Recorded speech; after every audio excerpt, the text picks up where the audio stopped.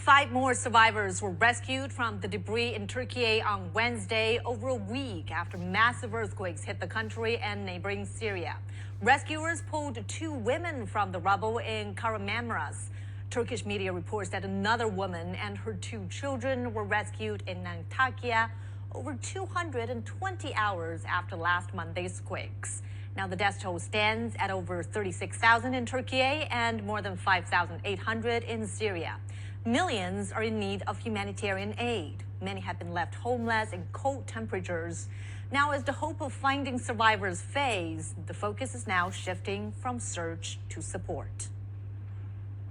And now, following the latest for us is our correspondent Evangelos Sipsas. He's in Adana, and also Zara Elderzi. She's live for us from Aleppo. So first, let's go to Evangelos in Adana in Turkey. 5 more survivors. This is indeed miracles of life. Does that renew fading hopes of rescuers?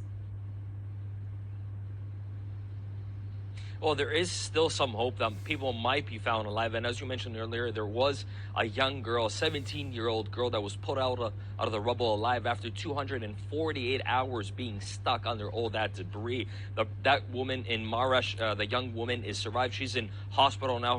Her health is in good condition, but that is just one of those thousands, or not hundreds of thousands, that are still missing at the moment. And because we're already in the 11th day, the rescue mission has now turned into a recovery mission. A lot of the foreign rescue teams have left the country or will be leaving the country in the next few hours, making the path open for those bulldozers to clean up and perhaps recover anyone who's still not found.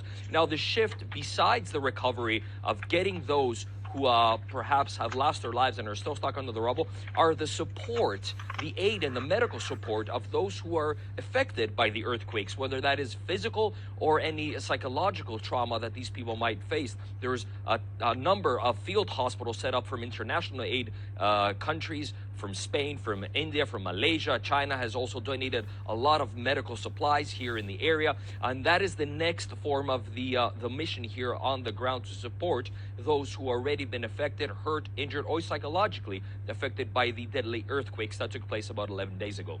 Yeah, and vast numbers of people have been left homeless there.